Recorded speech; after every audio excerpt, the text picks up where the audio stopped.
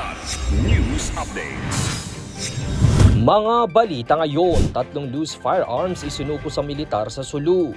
2 impeachment complaints kay PBBM parehong ibinasura sa Kamara.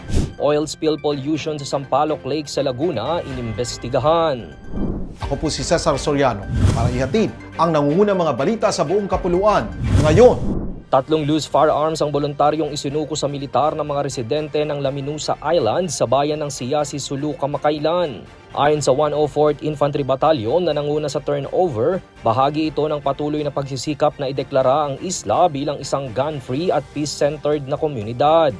Kabilang sa mga isinukong armas ang isang M1 Garand rifle, 2 M1 carbine rifle, isang magazine at 13 bala ng caliber .30. Dagdag pa ng pamunuan ng 104th IB na ang mga voluntaryong pagsuko ng mga baril ay malinaw na bunga ng tuloy-tuloy na dialogo, pagbubuo ng tiwala at marespetong pakikipag-ugnayan ng mga sundalo sa lokal na komunidad.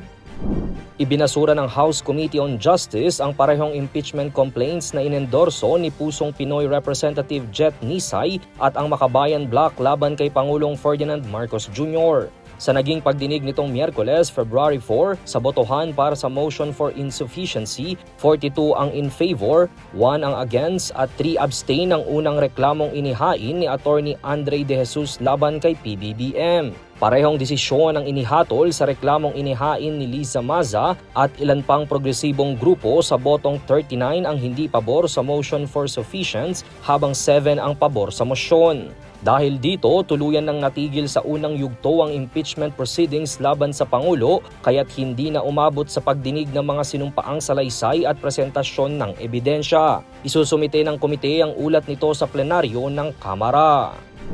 Nagsagawa ng joint inspection ng City Environment and Natural Resources Office o CENRO, City Solid Waste Management Office o CSWMO at City Health Office o CHO ng lokal na pamahalaan ng San Pablo City sa Laguna kaugnay sa mga ulat na oil spill pollution sa Sampaloc Lake na isa sa mga kilalang 7 lawa ng lungsod. Napag-alamang mula sa isang restaurant ang langis na tumatagas sa tabi ng lawa, ngunit iginiit ng may-ari na hindi ito galing sa establishmento.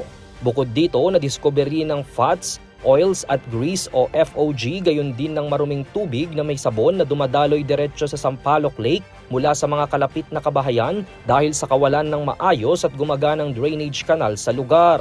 Samantala, sa paunang ulat ng CSWMO, posibleng hindi mula sa drainage pipe ng establishmento nagmula ang mantikang nakita sa lawa, kundi maaaring itinapon lamang ito ng diretso sa lawa.